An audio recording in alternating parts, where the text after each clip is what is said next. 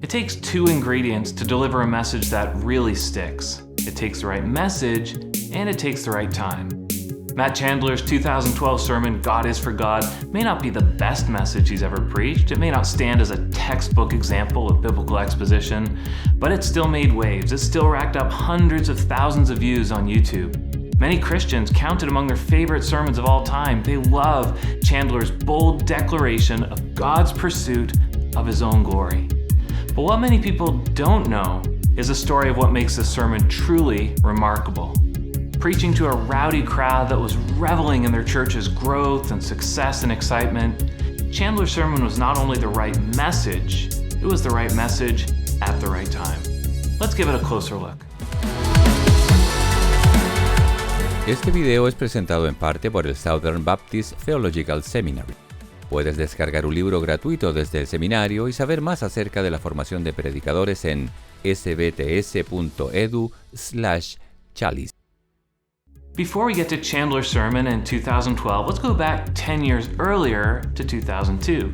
Chandler was 28, leading a nonprofit ministry called Waiting Room Ministries, when he was called to pastor the village church. When he arrived, that church had around 160 people.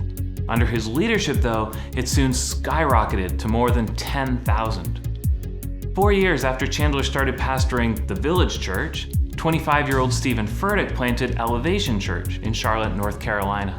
He too began with just a little over 100 people, and under his leadership, Elevation also exploded past that 10,000 mark. Similar ages, similar sized churches, but these two pastors took very, very different paths. Furtick took much of his inspiration from church growth leaders like Rick Warren, Andy Stanley, Bill Hybels. Chandler, on the other hand, he took much of his inspiration from Reformed theological giants, John Piper, John MacArthur, J.I. Packer. While Furtick was preaching about unlocking God's potential within us, Chandler was preaching about God saving us from our sinfulness. While Elevation Church was drawing crowds by dropping Easter eggs from helicopters, Chandler was trying to convince the crowds they ought to go somewhere else. Their differences came to the surface during the 2011 Elephant Room, this gathering of church leaders to talk about controversial church topics. Chandler and Furtick were paired up to talk about the purpose of the church. Listen to what Chandler had to say. You just did it, bro. You literally just said evangelism and doctrine are exclusive. Yeah. And so that's the kind of thing for me that I look at that and I'm going, oh, Stephen. Chandler is referring to this clip from one of Furtick's 2008 sermons. And over 500 people have given their lives to Jesus for the first time in this church in the last 5 months. That's over 100 per month. If that doesn't get you excited and you need the doctrines of grace as defined by John Calvin to excite you, you in the wrong church. This reveals a key difference between Furtick and Chandler. Furtick deliberately downplayed deep doctrine for the sake of growing his church. Chandler, though, was absolutely convinced that deep doctrine was essential for bringing true and healthy growth to his church. Surprisingly, soon after this Elephant Room conversation, Furtick invited Chandler to speak at Elevation's Code Orange Revival. That's a 12-night event that would kick off a new year of ministry, and it would feature some of the top speakers in the country. Each night, hundreds of people waited in line to get a seat, and thousands more tuned in for the live stream, hoping to check out just some of the buzz around what God was doing at Elevation Church.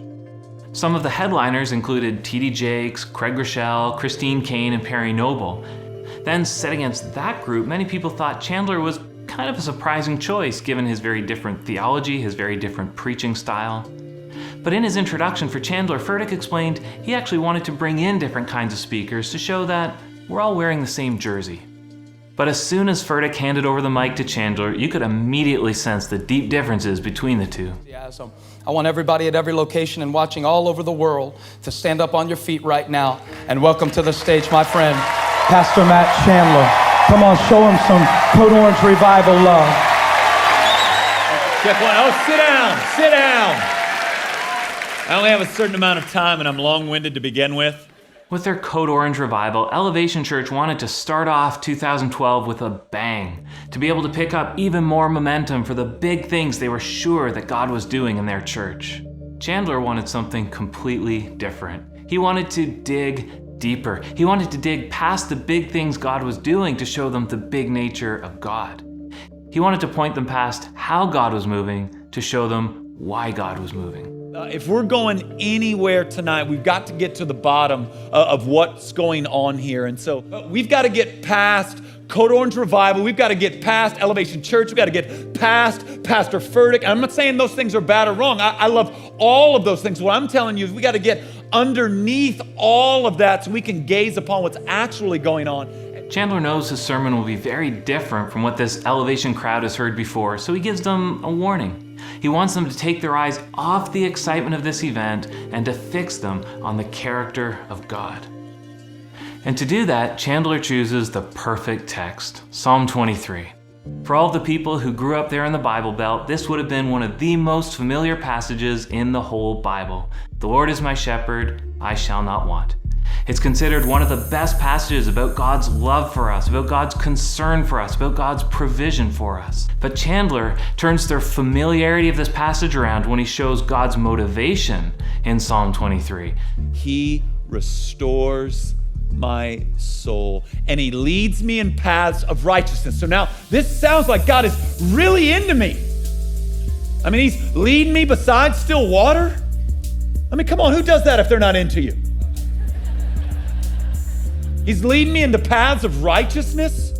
But look at why. Look at the motivation in God's heart for all of this shepherding and reviving and restoring. He leads me in paths of righteousness for what reason? For his name's sake. So God's motivation behind his shepherding you, his provision for you, his love for you, his passion about you, really the motive in all of that isn't that you're great, it's that he's great. So the motivation is his glory, his name, his renown. This is Chandler's main point. God is primarily for his own glory. He knows this key doctrine is probably new to the ears of this crowd.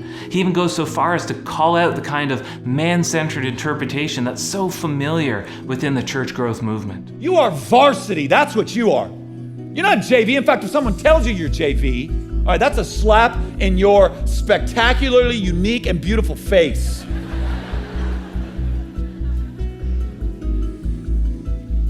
So it jostles us a bit because nobody is saying that. Unfortunately, it doesn't get preached very much either. It's a common practice for today's preacher to put us at the center of the Bible. And they do that by allegorizing Old Testament stories. So we are David fighting Goliath. We are Elijah calling out the prophets of Baal. We are Daniel protected by God in that lion's den. But if God is primarily for God and the Bible is not about us, then we are not the hero. In one of Chandler's most classic clips, he calls out the utter foolishness of this kind of reading. You'll keep infusing yourself into the stories of the Bible like you're the hero. And this happens all the time. All right, so I want to be straight. I love you enough to be straight. You're not David. All right? Your trouble in life is not Goliath. And if that's true, you're in a lot of trouble, bro, because you miss. You fling your stones and you miss, and Goliath's still there, and now what? Well, I had 5. You'll miss all 5. It may sound like Chandler is coming down harsh on this crowd, but this message is for their joy. As long as they consider themselves the center of God's universe, then their joy and their freedom and their peace is all wrapped up in their performance. It's all wrapped up in mere fleeting emotion. But if God is at the center, if he is the main point, if he is the hero, then they are freed to humbly rejoice in his rightful place as king. The universe doesn't revolve around them, and that is such good news. As if Chandler wasn't already directing fire at the church growth movement, he makes sure to explicitly but pastorally warn Elevation Church at the very end of his sermon. Before you know it, just with a little shift here and a little drift there, God did these things and his name's still on it. But really, that Pastor Stephen, it was kind of his vision. It was kind of his deal. Boy, that lead team, Chunk was lights out. That kid's just sick. And then all of a sudden, that worship team, we have the best worship in the world. We've got and before long, you can weave these things into your culture and your ethos that are opposed to the things of God. And so when I pray for you and I pray for your pastor and I pray for this place, this is where my prayers are, that God would protect you. Israel never did well with blessing. Never did well with blessing. Tended to do real well with a whack to the head. So I'd rather that not be your story. So how did Elevation do with Chandler's whack to the head? Every night after the Code Orange revival, Elevation rebroadcasted the sermon. Every night, that is, except the night of Chandler's sermon. That night, Elevation made a programming change and they removed the sermon. After receiving some backlash, Stephen Furtick tweeted out an apology, and the following day the sermon was put back online. Despite clearing the air of that initial controversy, there was a little bit more to the story. 3 months after the event, the church created this recap video to celebrate what God had done. There was just one guest preacher that was missing from that recap. You can probably guess who it was. Since 2012, hundreds of thousands of viewers have watched the sermon. Many of them have had a very different perspective than the church did that night. Many have praised it for its unrelenting focus on God's glory and for its bold, its timely rebuke of man-centered preaching. The overwhelming consensus is that it was the right message. He preached powerfully, he preached biblically on God's passion for his own glory. But what makes the sermon stand out above the rest is where and when Chandler preached this message. Instead of stirring up the crowd and then gloating in their applause, Chandler took the opportunity to bring them low in humility so that God could be exalted. It was not just the right message, it was the right message at the right time. And that's what will make it stick around even when all of those other sermons have long since been forgotten.